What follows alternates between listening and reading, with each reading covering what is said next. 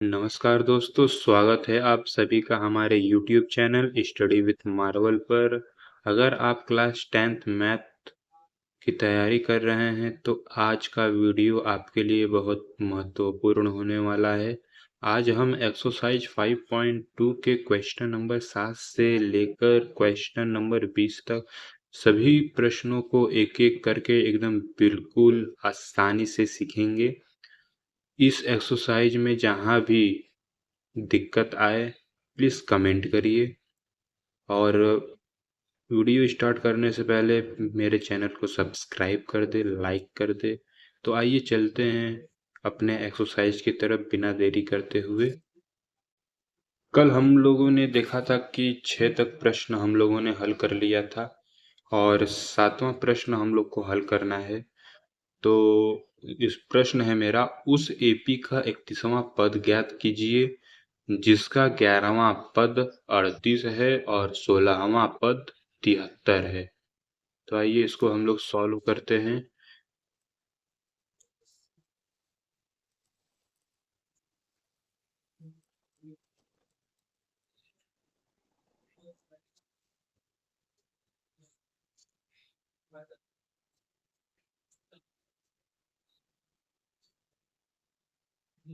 मेरा 7वां प्रश्न है, उस एपी का 31वां पद 31वां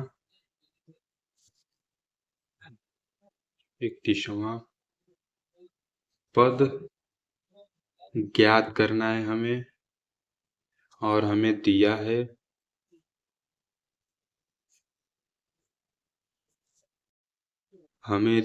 है इसमें 11वां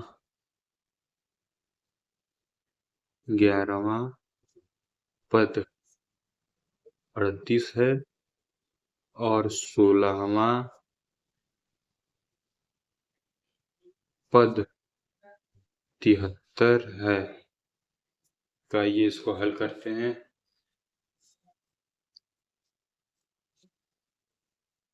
हम लोगों ने एक फॉर्मूला देखा था जिसमें a plus d a plus 3D a plus 4D dot dot dot ये इसी तरह आगे जाता रहेगा। तो इसमें जो ए था वो मेरा प्रथम पद था और ए प्लस डी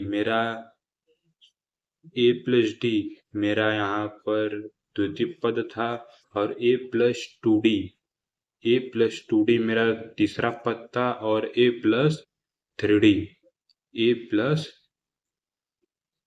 डी मेरा चौथा पद था। तो इसी तरीके से हम लोग हल करेंगे। तो हमें दिया है इसमें 11वां पद 38 है।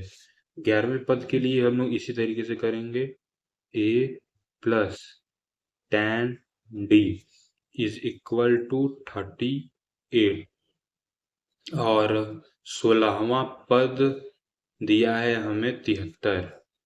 ए प्लस हमें इसमें जितना पद दिया रहेगा उस मतलब कि इसमें 16वां पद दिया है तो सर्वांतर के गुणनफल में एक कम करके हम लोग लिखेंगे। जैसे 16वां दिया है तो यहाँ पर हम 15 और सर्वांतर का गुणनफल 15 यहाँ पर, ठीक। और हमें 73 ये दिया गया है। इसको हम लोग हल करेंगे, चिन्ह बदलकर माइनस माइनस माइनस ये कट जाएगा। यहाँ पर -5D इज इक्वल टू यहाँ पर आएगा, अरे मतलब कि 5 और यहाँ पर 35 यहाँ पर 35 आएगा, यहाँ पर 35 होगा और इसको हम d इज इक्वल टू इसको इधर भेजेंगे तो माइनस का 7 हो जाएगा और ये भी माइनस का रहेगा, ठीक। माइनस माइनस ये कट जाएगा तो ये प्लस का हो जाएगा, ठीक। तो d इज इक्वल टू हमारा 7 यहाँ पर मिला है, ठीक। और हमसे इसमें पूछ रहा है 31वां पद। तो अभी 31वां पद हमें ए नहीं पता है तो 31वां पद नहीं निकल पाएगा। तो आइए हम लोग ए भी निकाल लेते हैं। इस इक्वेशन इसको एक मान लेते हैं, इसको दो। हम इक्वेशन एक में रख लेते हैं। इक्वेशन एक इक्वेशन एक से तो a प्लस 10 गुणे 7 इज इक्वल टू 38। तो a plus 70 is equal to 38। तो a is equal to minus का यहाँ पर 40 32, हमें a भी यहाँ पर मिल गया। जो a का मान है वो मेरा 32 है। ठीक है, a का मान मेरा 32 है। तो आइए अब हमसे पूछ रहा है 31वां पद ज्ञात करना है। 31वां पद ज्ञात करने के लिए हम ये स्टेप a प्लस गुणनफल एक कम करेंगे सर्वांतर का, मतलब 31वां पूछ रहा है तो 30 यहाँ पर लिखेंगे। 30 d is equal to question mark, हमें नहीं पता, तो यहाँ पर माइनस का 32 प्लस 13 गुणे 7। हमें डी का मान 7 दिया है और ए का जो मान है वो माइनस का 32 है। तो इसको हम लोग 210 माइनस 32 करेंगे तो मेरा फाइनल आंसर आएगा, और 10 में से 2 जाएगा 8 और 20 में से 3 जाएगा 7। 178 मेरा आंसर होगा 31वां पद का। आइए हम लोग इसको बुक में भी मिला लेते हैं।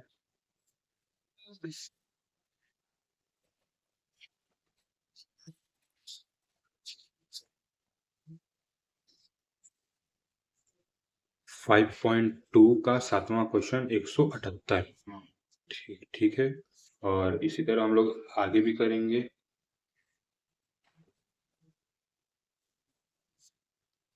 7वां भी हो गया।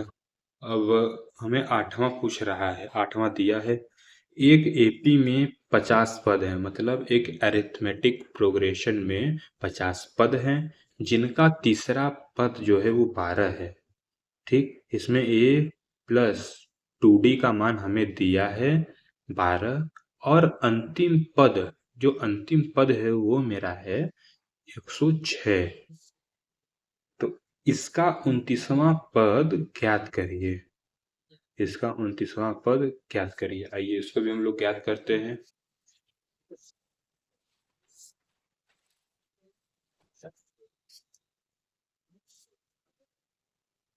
प्रश्न 8। ठीक ठीक है, हमें इसमें दिया है एपी। एपी में जो टोटल पद है वो मेरा टोटल 50 पद है। ठीक है, और जिसका तीसरा पद 12 है, हमें इसमें तीसरा पद दिया है a प्लस 2d, हमें 12 दिया है। a प्लस 2d हमें 12 दिया है, और अंतिम पद जो है, अंतिम पद वो हमें 106 दिया है। अंतिम पद मतलब इसमें टोटल मेरा जो पद है वो 50 है। टोटल पद मेरा इसमें 50 है, लेकिन हमें अंतिम पद दिया है 106, मतलब 50वां पद दिया है। 50वां पद हमें दिया है 106। तो इसको हम लोग इस तरीके से a plus 49 d is equal to 106 लिखेंगे। ठीक है, और इसका 29वां पद हमें ज्ञात करना है। 29वां पद ज्ञात करें। ठीक है, आइए इसको हम लोग हल करते हैं। हमें दिया क्या है, पहले हम यहाँ पर d का मान निकालेंगे। a plus 49 d is equal to 106, और a plus 2d is equal to 12। ठीक है, तो हम लोग इसको सॉल्व करेंगे तो माइनस माइनस माइनस ये कट जाएगा, तो यहाँ से 47d इज इक्वल टू, यहाँ से मेरा बचेगा 694, यहाँ से मेरा 94 बचेगा। तो यहाँ से जो d का मान आएगा वो मेरा यहाँ पर 2 आएगा, क्योंकि 47 दूनी 94। ठीक है, इसी तरीके से अब मेरा d का मान निकल गया। अब हम लोग निकालेंगे a का मान। a का जो मान ली ये इक्वेशन 1 है, ये इक्वेशन 2 है। तो इक्वेशन 2 में हम लोग डी का मान रखते हैं। इक्वेशन 2 में इक्वेशन 2 से इक्वेशन 2 से इक्वेशन 2a प्लस 2 गुणे 2 is equal to 12 a plus 4 is equal to 12, तो a is equal to a। ये मेरा a का मान आ गया। a और d हमें दोनों पता चल गया। a और d हमें दोनों पता चल गया। हमसे पूछ क्या रहा है, 29वां पद ज्ञात करें। तो 29वां पद हमें मतलब कि जो d का गुणनफल रहेगा उसमें एक कम करेंगे हम लोग। a plus 28 d is equal to what, तो 8 प्लस 28 इंटू 2, तो 8 प्लस 28 दूनी 56 इज इक्वल टू 64। मतलब 29वां पद 29वां पद मेरा 64 है। ठीक, आइए 64 29वां पद, आइए इसको किताब में हम लोग आंसर शीट में मिलाते हैं। हाँ, एक्सरसाइज 5.2 का ये 8 का 64। ठीक है, आइए अब अगला प्रश्न पर। अगला प्रश्न ये भी हो गया, ये भी। अब अगला प्रश्न हमें बोल रहा है, यदि किसी एपी के तीसरे और 9वें पद क्रमशः 4 और -8 हैं, तो इसका कौन सा पद शून्य होगा। आइए 9वां भी देख लेते हैं हम लोग।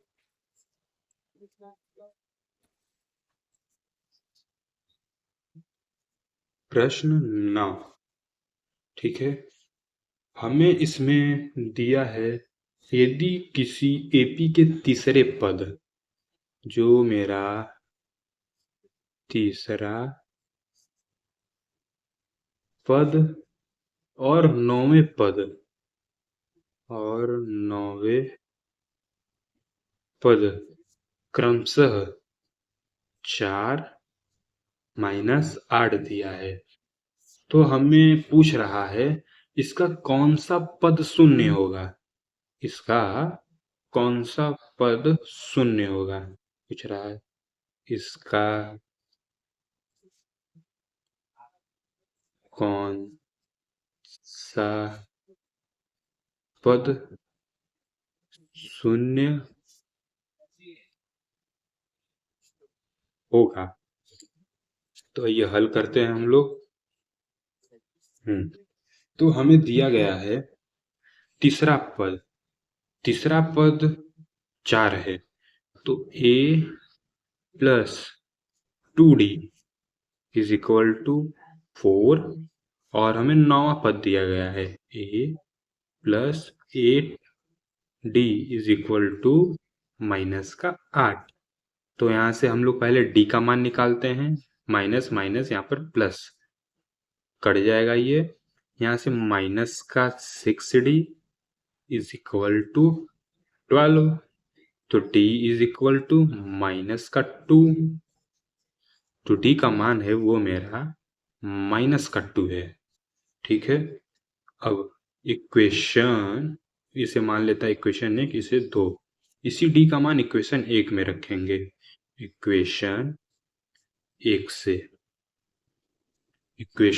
से तो a प्लस 2 गुणे ब्रैकेट में -2 इज इक्वल टू 4, तो a प्लस और यहाँ पर होगा -4 इज इक्वल टू 4, तो a -4 इज इक्वल टू 4, तो a इज इक्वल टू यहाँ पर हो जाएगा 8। a का मान हमारा 8 आ गया। तो अब हमसे पूछ रहा है कौन सा पद शून्य है।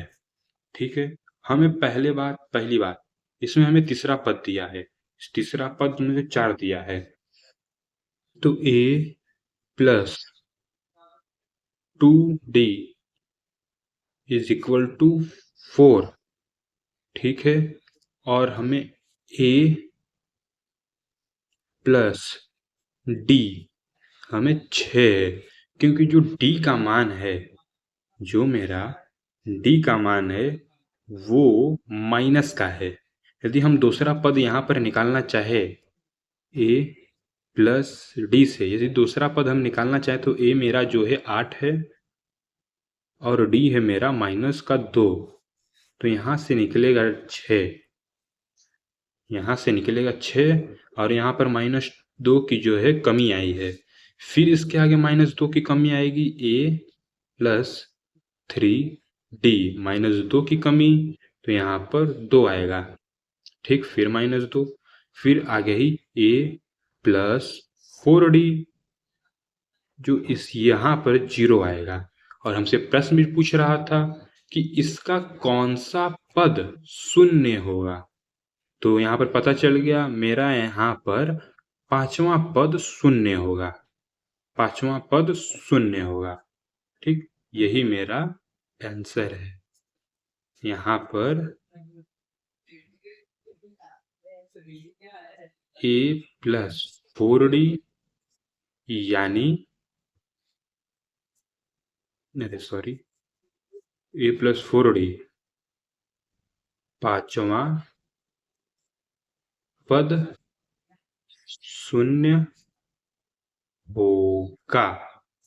तो आइए हम लोग इसका आंसर भी मिला लेते हैं।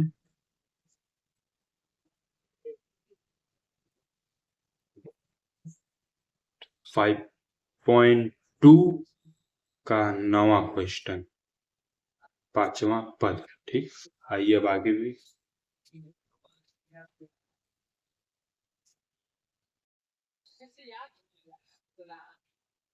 यहाँ पर हम लोगों ने 9वां प्रश्न भी हल कर लिया।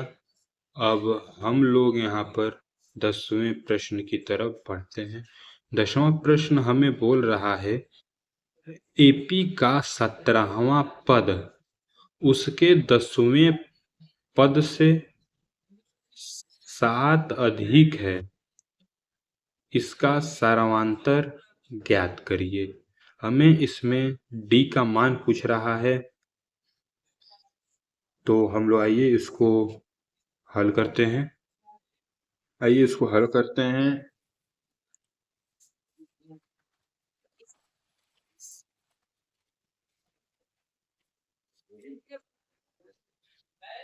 दसवां, ठीक है। हमें इसमें दिया है यदि किसी एपी का 17वां पद, इसे आइए डायरेक्ट हल करते हैं हम लोग। इस यदि किसी एपी का 17वां पद मतलब a प्लस 16d, ठीक है, 17वां पद उसके 10वें पद से 10वां पद, 10वां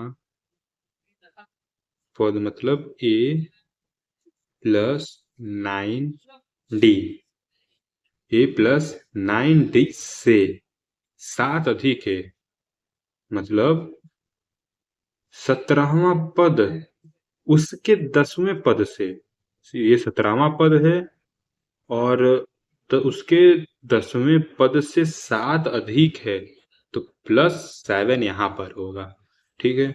और इसे हम हल करेंगे, ए से ए कैंसल आउट, तो 16d minus 9d is equal to 7, तो 7d इज इक्वल टू 7, तो d इज इक्वल टू 1।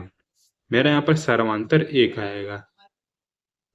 इस प्रश्न में बोल रहा है मतलब किसी समांतर श्रेणी का जो 17वां पद है, किसी समांतर श्रेणी का जो 17वां पद है उसके 10वें पद से 7 अधिक है।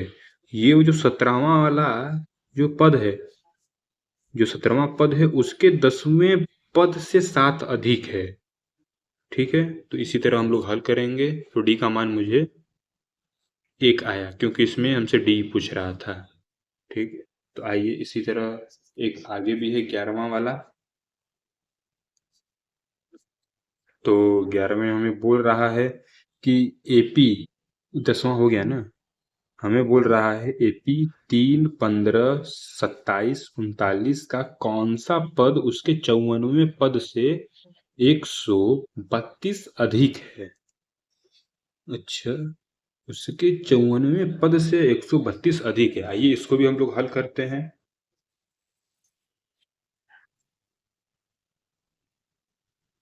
हमें 11वां है ना, ठीक।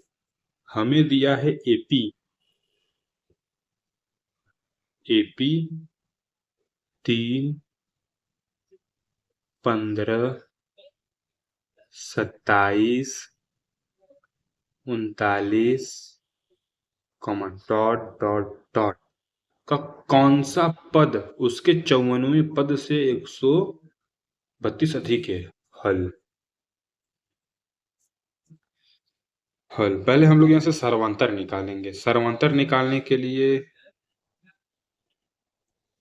सार सर्वांतर सर्वांतर मतलब 15, इस बड़े वाले में से इसको घटाएं या बड़े वाले से हमें छोटे को घटाना है, जस्ट बाद वाले, मतलब जस्ट बाद, बड़े वाले में से जस्ट, अरे सॉरी बाद नहीं, बड़े वाले में से जस्ट पहले वाला, मतलब इसके ये बड़े वाला है तो इसके पहले मेरा ये है, ये बड़ा वाला है तो इसके पहले मेरा ये है, तो ये बड़ा वाला है तो इसके पहले मेरा ये है।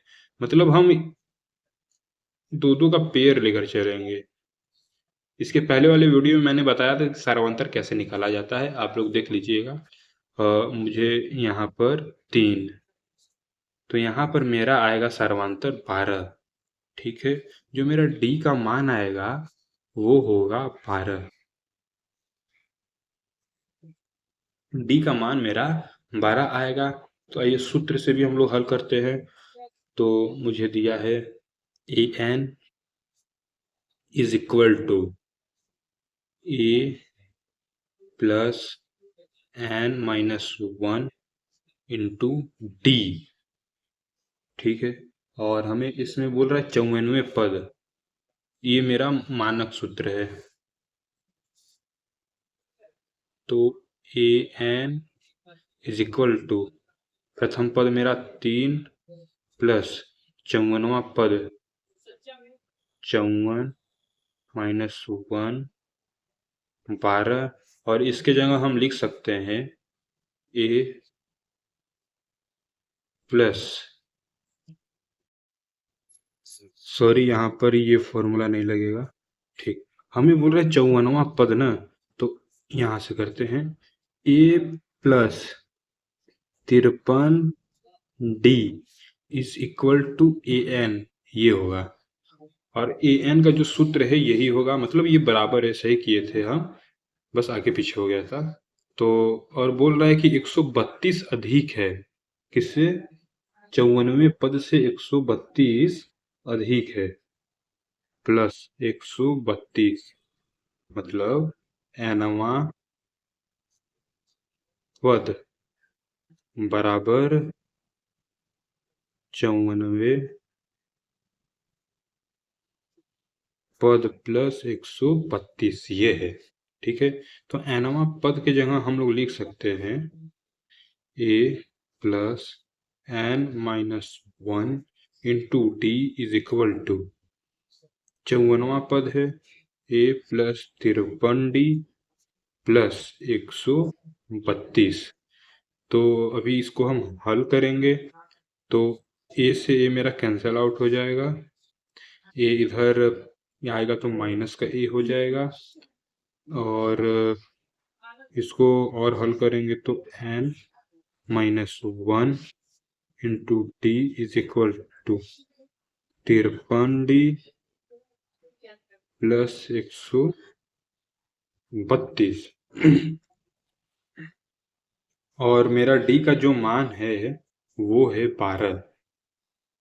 अब डी का मान रखेंगे हम लोग, n minus 1 12 is equal to 53 गुड़े 12 प्लस 132,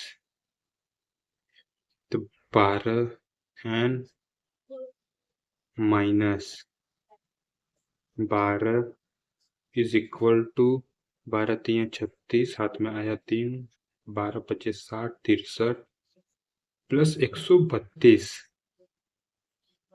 तो n-1 12 इज इक्वल टू, ये होगा यहाँ पर 8 6 7।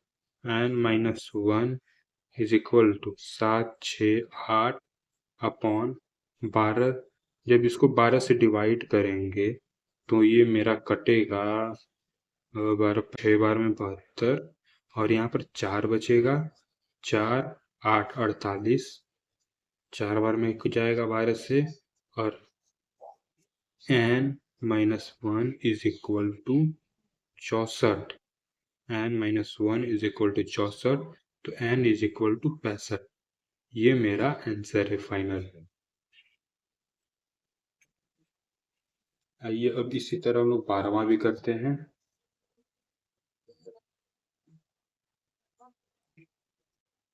यहाँ पर मेरा 11वां प्रश्न हो गया, और हम 12वें प्रश्न की तरफ बढ़ते हैं। और मेरा 12वां प्रश्न बोल रहा है कि दो समांतर श्रेणियों का सर्वांतर समान है, यदि इनके 100वें पदों का अंतर 100 है तो इनके 1000वें पदों का अंतर क्या होगा। अच्छा, तो आइए हम लोग इसको भी हल करते हैं कॉपी पर।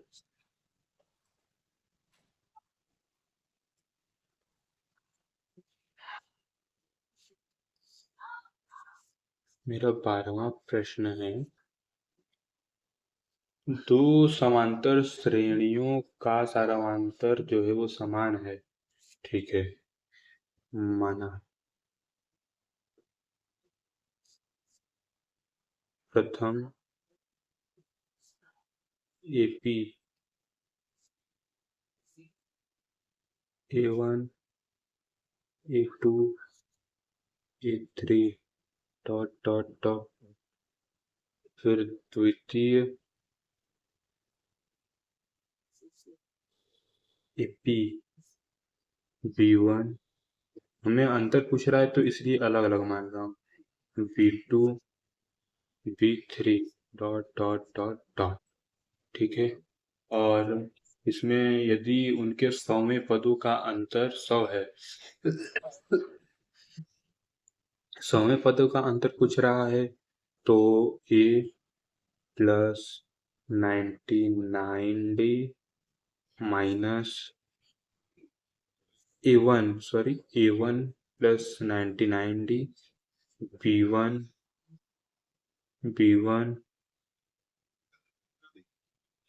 प्लस 99D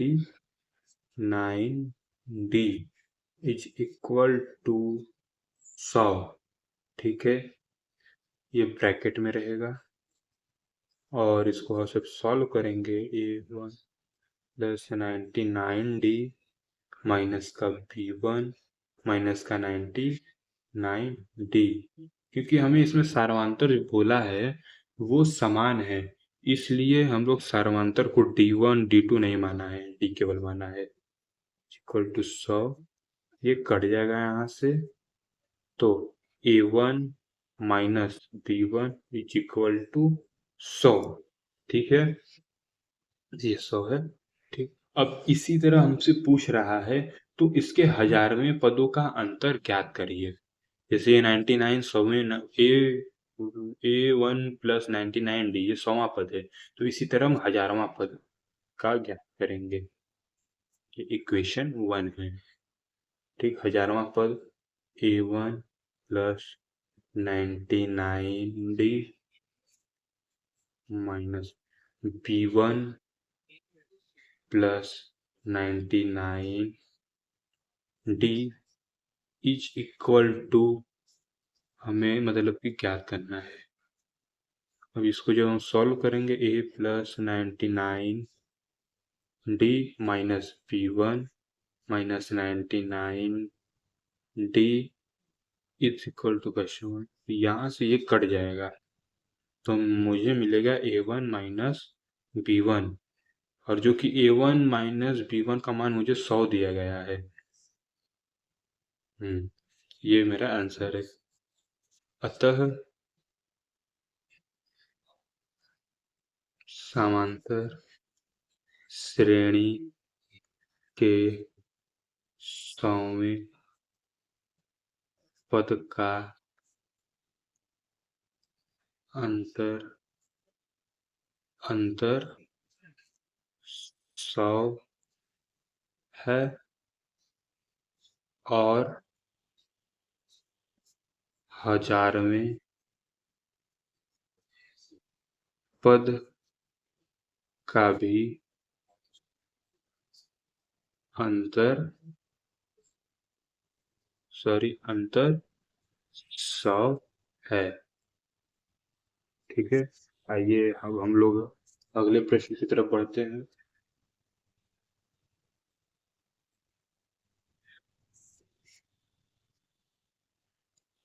ठीक है, 12वां हो गया। अब 13वें की तरफ बढ़ते हैं। 3 अंकों वाली कितनी संख्याएं 7 से विभाजित है? तो आइए इसको भी हल करते हैं हम लोग।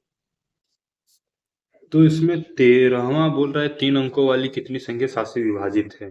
तो 13वां 3 अंकों वाली, तो पहला मेरा 101 सबसे छोटी 3 अंकों वाली संख्या है, तो ये नहीं जाएगा। क्यों?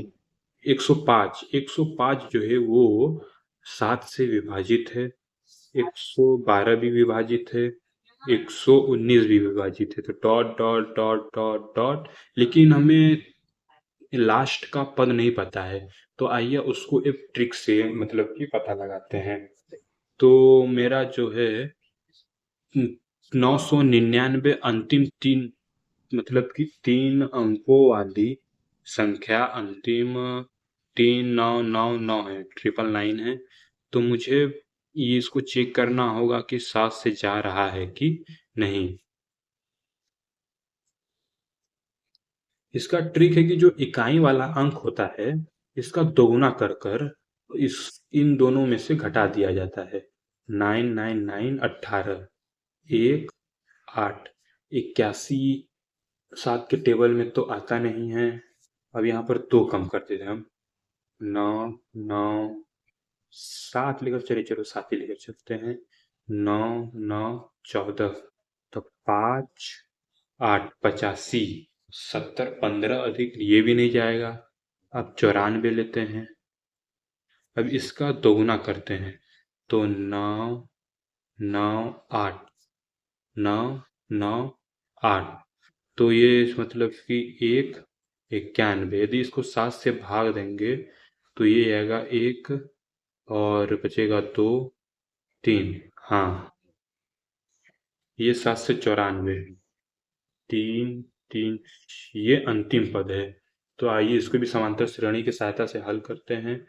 तो a मुझे 105 मिला है, an 994 है और d मुझे दिया गया है 7 का डिफरेंस। तो इसी सूत्र की सहायता से हम लोग हल करेंगे। a plus n-1 into d 994 105 plus n-1 और यहाँ पर 7। इसको हम 105 को इधर लेंगे तो 994 minus 105 plus is equal to n-1 7। इसको 14 में से 5 जाएगा तो बचेगा मेरा 9, 14 में से 5 जाएगा 9, 8 में से 0 जाएगा 8, 9 में से 1 जाएगा तो मेरा बचेगा 8 is equal to n-1 into का 7, n-1 इंटू का 7। ठीक है, और इस 7 को हम लोग इधर ले लेंगे। n-1 is equal to 8 8 9 divide में 7। जब इसको हम लोग करेंगे तो ये मेरा कटेगा एक बार में, फिर एक कैरी मतलब एक बचेगा 8 18, दो बार में 14 14 4 9 7 बार में। तो n-1 इज इक्वल टू 127 तो n is equal to 128। Total इसमें 128 संख्याएं हैं सात से विभाजित होने वाली। 101 से जाते जाते जाते 9 के बीच में, 101 से जाते जाते 9 के बीच में डिवाइड होने वाली संख्या टोटल 128 है जो 7 से विभाजित हो सकती है। तो आइए अब हम लोग आगे बढ़ते हैं। 13वां हो गया है। अब 14वें प्रश्न की तरफ बढ़ते हैं और ये बोल रहा है कि 10 और 250 के बीच में 4 के कितने गुणज हैं। ये तो आसान है, इसको भी हल करते हैं। आइए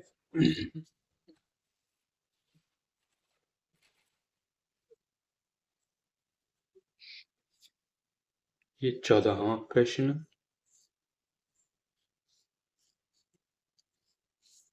हमें बोल रहा है कि 10 और 250 के बीच में कितने 4 के गुणज हैं। तो जो 4 के गुणज हम कैसे पता करेंगे। तो जो मेरा लास्ट का इकाई अंक रहेगा वो 4 के टेबल में जरूर आता होगा। मतलब कि 10 हमसे बोल रहा है कि 10 और 250 के बीच 10, तो 10 के बाद मेरा 11, 11 तो 11 का इकाई अंक 1 तो आता नहीं है। 12, 12 का इकाई अंक 2, 12 हाँ आता है। और लास्ट में चले तो 250 के एकदम नज़दीक 4 से विभाजित होने वाली संख्या वो है मेरा 248, क्योंकि 8 4 के टेबल में आता है। तो आइए हल करते हैं इसको भी। 12, 16, 20, डॉट डॉट डॉट डॉट 248। ये 4 का जो ट्रिक है वो लास्ट डिजिट को देखकर हम लोग पता करेंगे।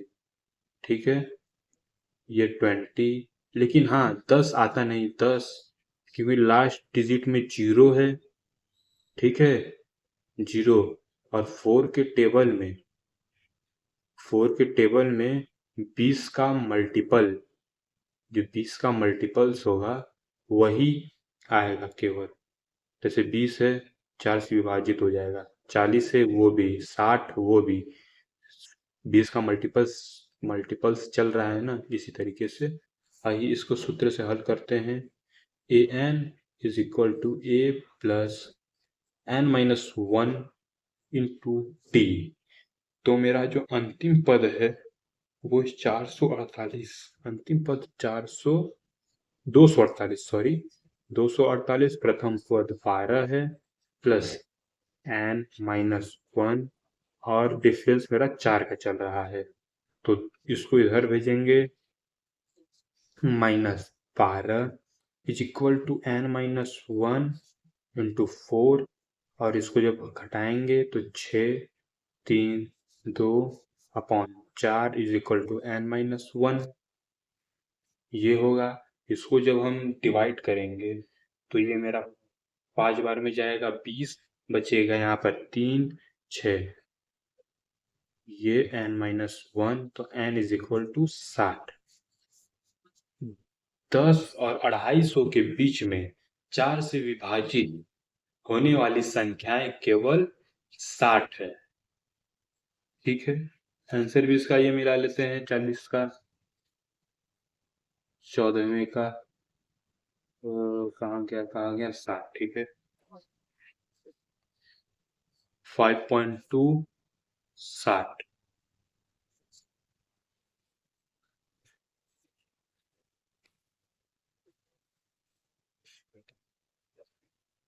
ये प्रश्न भी मेरा हो गया। हमें 15वां प्रश्न बोल रहा है कि n के किस मान के लिए दोनों समांतर श्रेणी 63, 65, 67 और 3, 10, 17 के nवें पद बराबर होंगे। आइए इसको भी हम लोग हल करते हैं। 15 पहला हमें दिया है 63, 65 67 डॉट डॉट डॉट, और दूसरा दिया है हमें 3 10 17 डॉट डॉट डॉट। अब इसे a n is equal to A1 plus bracket में n -1 इंटू T1, यहाँ पर an is equal to A2 plus n -1 T2। यहाँ पर हमें an दोनों स्थिति में बराबर है, ठीक है। तो हमें यहाँ पर A1 की वैल्यू 63 है और D की जो D1 की वैल्यू है वो 2 है। यहाँ पर A2 की वैल्यू 7 है और D2 की जो वैल्यू है वो, अरे सॉरी, जो A2 है वो मेरा 3 है और D2 7 है।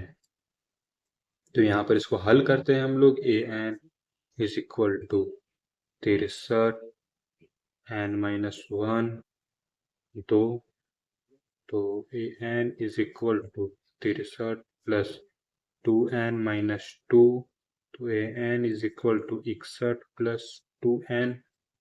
इसी तरह यहाँ पर भी इसे equation 1 an is equal to 3 plus n-1 7, an is equal to 3 plus 7n-7, an is equal to यहाँ पर होगा 7n माइनस का 4, ठीक है। अब इस दोनों इक्वेशन को बराबर कर लेते हैं हम लोग। 61 plus 2n is equal to 7n minus 4, n वाला पोर्शन इधर, इसको इधर, 61 प्लस 64 7n माइनस 2n, तो 5n इज इक्वल टू 65, तो n इज इक्वल टू 13। ये मेरा आंसर है। तो 13वें पद बराबर होंगे, इसमें जो 13वां पद होगा वो दोनों स्थिति में बराबर होंगे, ठीक है। तो आइए अब हम लोग अगले प्रश्न की तरफ पढ़ते हैं।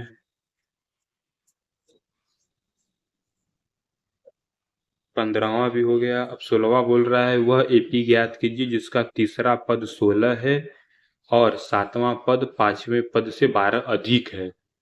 12 अधिक है, अरे चलिए आइए इसको भी हल करते हैं।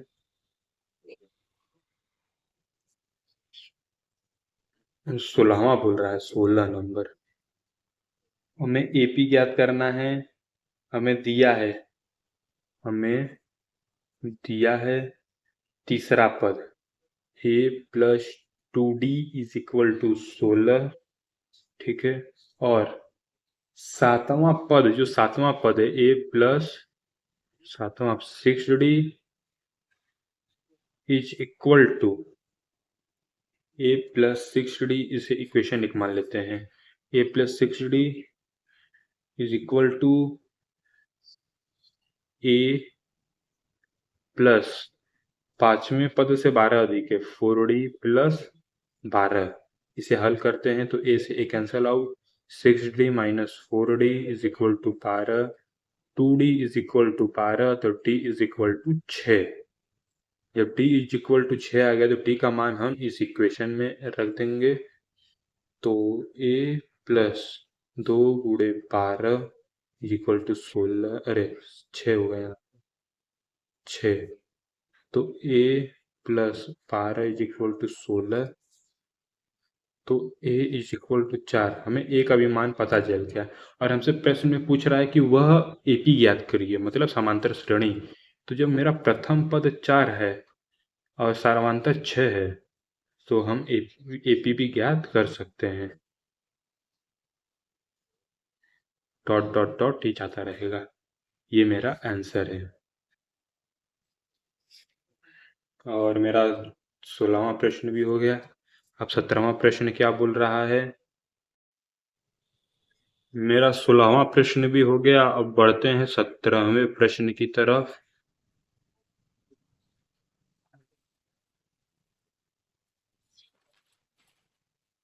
17वां प्रश्न हमें बोल रहा है कि 17वां प्रश्न AP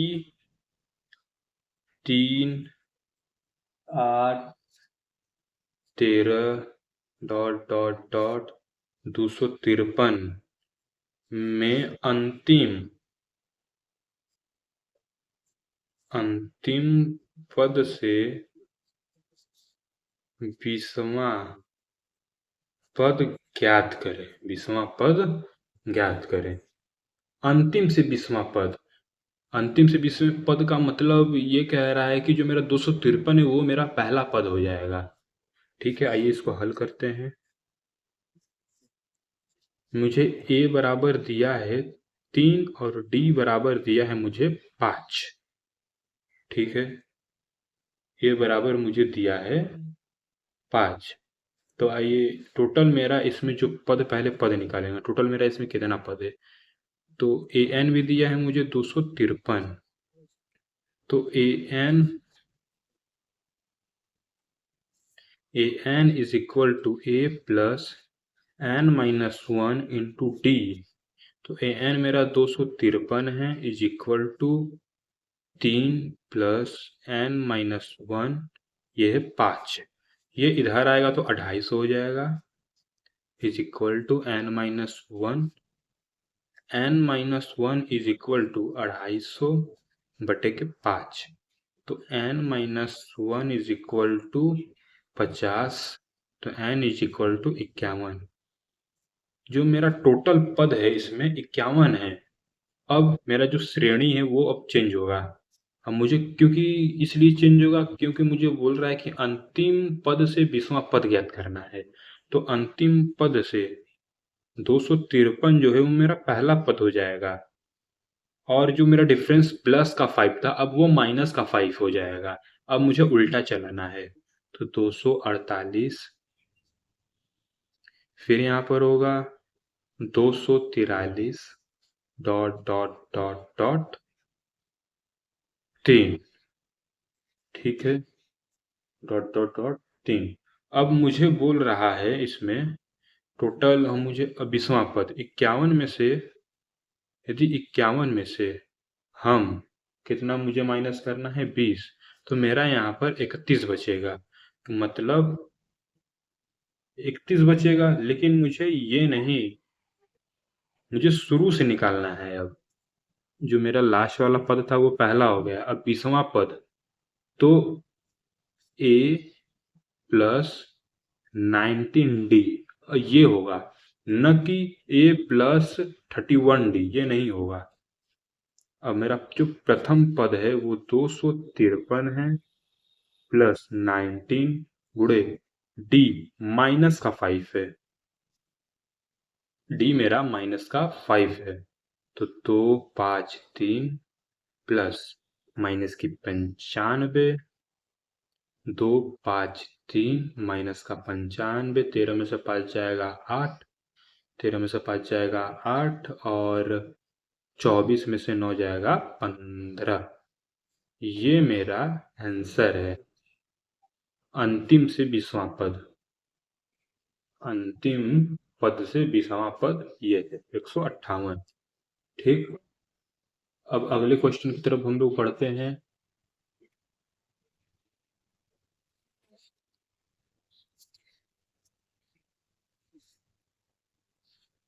अगला क्वेश्चन मेरा ये रहा,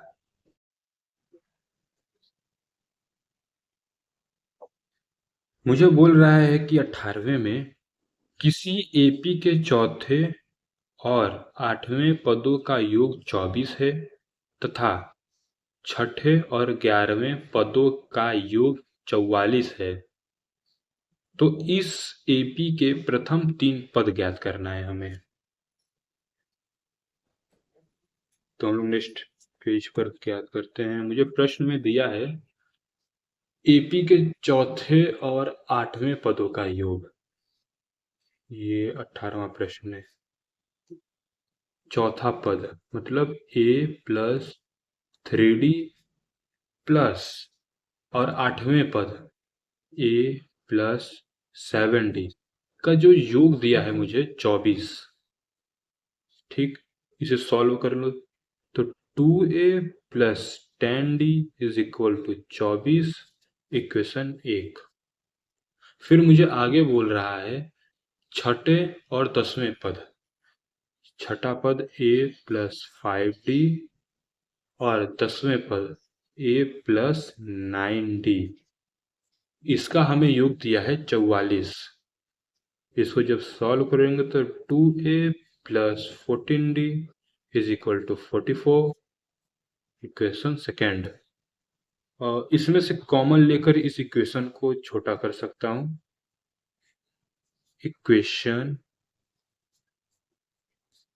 1 व इक्वेशन 2 से, इक्वेशन 1 और इक्वेशन 2 से, तो 2a प्लस 14d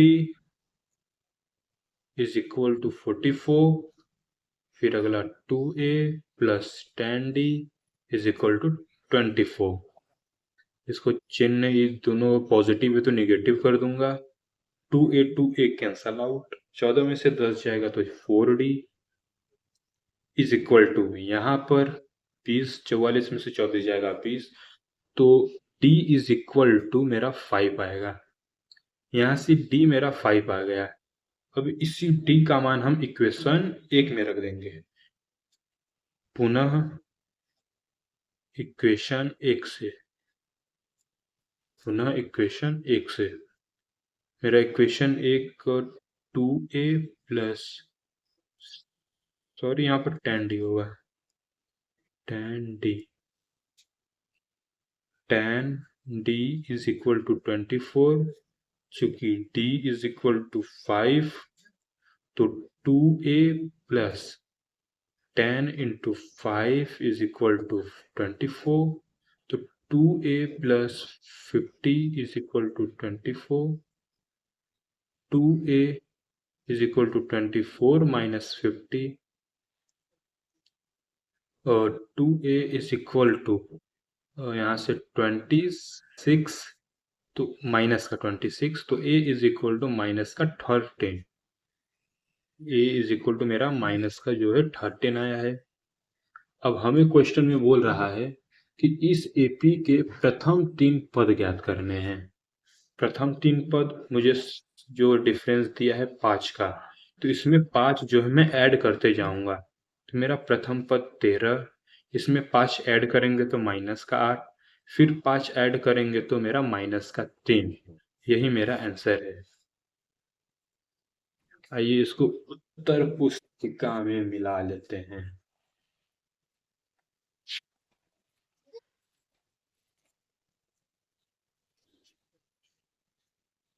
हाँ, ये रहा 5.2 का 8वां, माइनस का 13, माइनस का 8, माइनस का 3, ये मेरा प्रश्न सही रहा। आइए अगले प्रश्न की तरफ हम लोग बढ़ते हैं और देखते हैं क्या कहता है ये कह रहा है कि सुब्बू राव ने 1995 में 5,000 के मासिक वेतन पद कार्य आरंभ किया और प्रत्येक वर्ष 2,000 की वेतन वृद्धि प्राप्त की, तो किस वर्ष में उसका वेतन 7,000 हो जाएगा। तो आइए इसको भी हम लोग हल करते हैं। ये सेकेंड लास्ट क्वेश्चन है।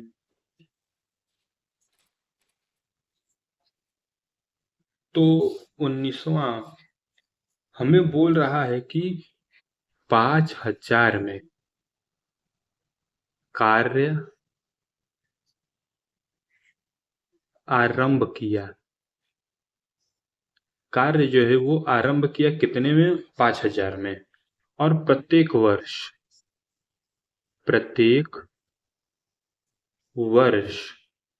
200 रुपए की वृद्धि होती है, ठीक है। और प्रश्न में लिखा है तो किस वर्ष उसका वेतन 7,000 हो जाएगा। अंतिम वेतन जो है, अंतिम वेतन 7,000, तो आइए इसको सूत्र से हल करते हैं। मुझे दिया है a इज इक्वल टू 5,000 क्योंकि कार्य जो है वो शुरू कर रहा है 5,000 में और प्रथम पद भी मेरा 5,000 है। डी मुझे दिया है 200 रुपये, क्योंकि हर साल 200 रुपये की वृद्धि हो रही है। और ए एन दिया है मुझे 7,000, अंतिम वेतन 7,000 दिया है। तब सूत्र से a n is equal to a plus n minus 1 into t. A n मुझे दिया है 7,000 is equal to 5,000 plus n minus 1 200। तो यहाँ पर होगा 2,000 is equal to n minus 1 200। ठीक, ये 2 जीरो से 2 जीरो कैंसल आउट हो जाएगा और 200 और 20 is equal to n minus 1 into 2। इसको जब यहाँ से डिवाइड करेंगे 10 बार में कटेगा, तो n minus 1 is equal to 10। तो n इज इक्वल टू 11। मतलब 11वें वर्ष सुब्बू राव का जो वेतन है वो 7,000 हो जाएगा। 11वें वर्ष सुब्बू राव का वेतन 7,000 हो जाएगा। इसी तरह लास्ट क्वेश्चन मेरा बचा हुआ है, इसको भी देख लेते हैं।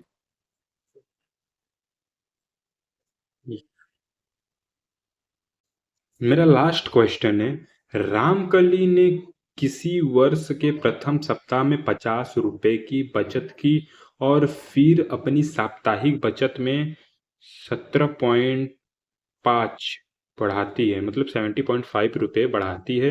यदि nवें सप्ताह में उसकी साप्ताहिक बचत 207.50 पैसे हो जाती है तो n ज्ञात करिए। ये लास्ट क्वेश्चन है, इसको भी हल कर कर इस एक्सरसाइज को खत्म करते हैं। 20वां मुझे दिया है, किसी वर्ष के प्रथम सप्ताह में, मतलब प्रथम सप्ताह में पहले ए मुझे दिया है 50, क्योंकि वो 50 रुपए से स्टार्ट कर रही है और वह हर सप्ताह में जो बचत कर रही है वो 17.5 रुपए की कर रही है। मतलब पहले सप्ताह में 17.5 रुपए, फिर अगले सप्ताह में 17.5 रुपए, मतलब जो मेरा डी है वो केवल 17.5 रुपए है। और हाँ, पूछ रहा है कि उसकी साप्ताहिक बचत 207 रुपए हो जाती है। साप्ताहिक बचत उसकी 207 रुपए हो जाती है तो एन ज्ञात करिए। वो मुझसे अंतिम वाला पूछ रहा है, वो कौन से सप्ताह में 207 रुपए कलेक्ट कर पाएगी। तो आइए इसको भी देख लेते हैं। लास्ट क्वेश्चन है, तो a n is equal to a plus n minus 1 into d. तो 207.50 is equal to 50 plus n minus 1 17.5। तो 207.50 इज इक्वल टू, अरे सॉरी, माइनस का 50 is equal to n minus 1 और 17.5 17.5, और जब इसको घटाएंगे तो 157.5 अपॉन ये एन माइनस 1 ये होगा। ठीक है, पॉइंट यहाँ जीरो बढ़ाकर पॉइंट से पॉइंट काट देंगे।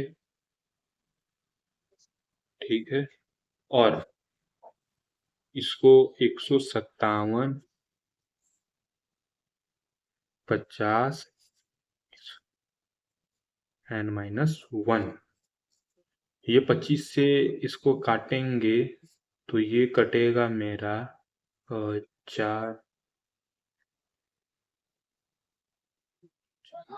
7 बार में। ठीक है, 25 से ये मेरा कटेगा 7 बार में और ये कटेगा 6, बचेगा 7, 3 63। फिर ये काटेगा इसको 9 बार में, तो n का जो n minus 1 is equal to 9, तो n इज इक्वल टू 10। ये मेरा आंसर है। 10वें सप्ताह में उसका 207.50 रुपये हो जाएगा। तो आज के लिए इतना ही, फिर अगले वीडियो में मिलते हैं एक्सरसाइज 5.3 के साथ। धन्यवाद।